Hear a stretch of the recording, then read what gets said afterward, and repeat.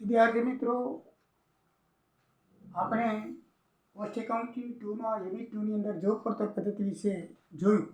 Theoretical જોઈ લીધું. હવે આપણે પ્રેક્ટિકલ દાખલા ગણીએ તો એકદમ ઇઝી છે. આપણે બિઝનેસ એકાઉન્ટિંગની અંદર આવા દાખલા ઘણા ગણી ગયા છીએ અને આ તો તમને આ પ્રકારમાં એકદમ નોર્મલ લાગશે.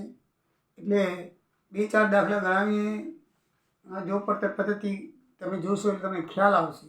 આપણે જે બિઝનેસ એકાઉન્ટ જેણે રાખેલું છે એને જરાય અઘરું લાગશે નહીં. અને એના વિડીયો પણ મેં બનાવેલા છે બિઝનેસ એકાઉન્ટમાં યુનિટ 3-4માં. તો જેને વધારે સવિસ્તર જોવું હોય તો એમાં જોઈ લેજો. આમાં પણ હું શીખવાડીશ. બરાબર છે. એટલે એનું ઉદાહરણ નંબર 1 જોઈએ તો ઉદાહરણ નંબર 1ની અંદર મિત્રો આપણને આંકડા આપેલા છે. એની રકમ આ મુજબની છે. ઉદાહરણ નંબર 1 આ મુજબ એની રકમ છે. જોઈ લો. ઉત્પાદન કાર્યમાં રોકાયેલા એકમના 3 જોબ માટેના આંકડા નીચે મુજબ છે. સીધો સામાન જોબ નંબર 1માં 6, 800, 1000. સીધી મજૂરી 400, 600, 700.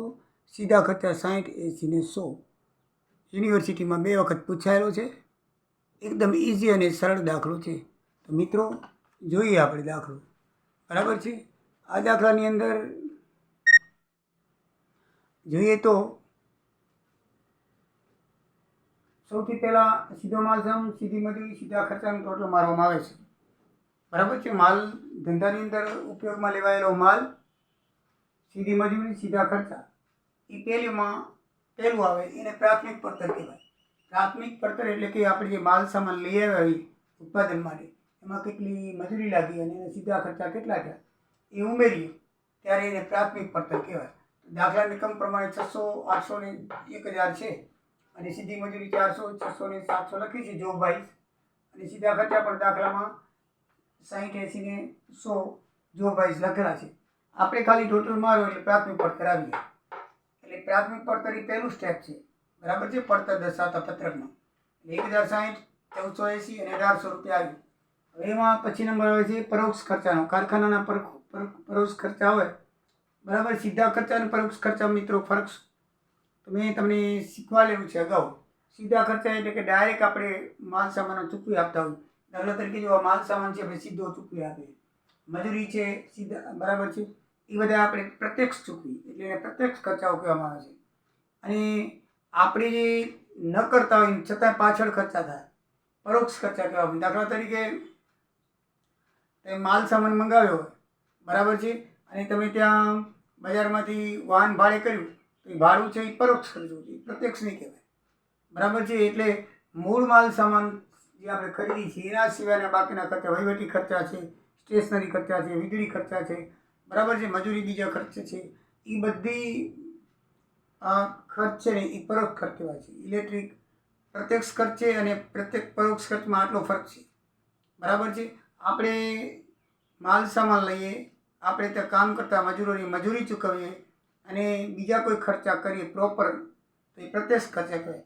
બાકી જોબની અંદર એ સહાયરૂપ થાય. દાખલા તરીકે તમે માલ સામાન લઈ આવ્યા ભાડું થયું, વીજળી છે એનું બિલ આવે, પછી સ્ટેશનરી છે, જાહેરાત ખર્ચ છે, એવા બધા ખર્ચ નહીં પરોક્ષ ખર્ચમાં આવે. એટલે આમ એકમને ઉપયોગી કરવું પણ પ્રત્યક્ષ રીતે એ સ્પષ્ટ કરતા નથી. પ્રત્યક્ષ રૂપે એ મદદ કરતા નથી પણ બાહ્ય રીતે એટલે પરોક્ષ રીતે મદદ કરે એટલે પરોક્ષ ખર્ચાઓ કહેવામાં આવે છે. તો એવા પરોક્ષ ખર્ચાઓ દાખલામાં સૂચના આપી છે કે પ્રાથમિક પડતરના 50% લેવા. તો આ પ્રાથમિક પડતર તો આવી ગઈ. 50% એટલે અડધા કરી નાખો. 1060 ના અડધા 35, 1480 ના અડધા 740, 1800 ના અડધા 9. એટલે કારખાના ખર્ચ થઈ ગયું. કારખાના ખર્ચ પ્રાથમિક પડતરમાં કારખાના ખર્ચ ઉમેરો ને એટલે કારખાનાનું પડતર કહેવાય. આ બેનું ટોટલ મારો એટલે જે આવ્યું એ કારખાના પડતર કહેવાય. 1590, 2220 અને 2700 કારખાના પડતર કહેવાય. કારખાના પડતરની અંદર હજી ઓફિસના પરોક્ષ ખર્ચા ઉમેરો. કારખાનાના પરોક્ષ તો એ કુલ પડતર આવશે. કેટલા માલ પડ્યો એ આપણને ખબર પડે કે આટલા માલ આપણને પડ્યો. ઓફિસના ખર્ચા હોય ને વહીવટી ખર્ચા બધા એ ઉમેરો. પગાર હોય સ્ટાફનો, સ્ટેશનરી ખર્ચ હોય, એ બધા ખર્ચા ઉમેરવા. એ આ ખર્ચાના 10% દીધા છે. એના કારખાના પડતરના 10% ઉમેરવા. કારખાના પડતર મિત્રો 1590, 2220 ને 27 છે. 10% એટલે પાછળનું 1 મીંડું કાઢી નાખો.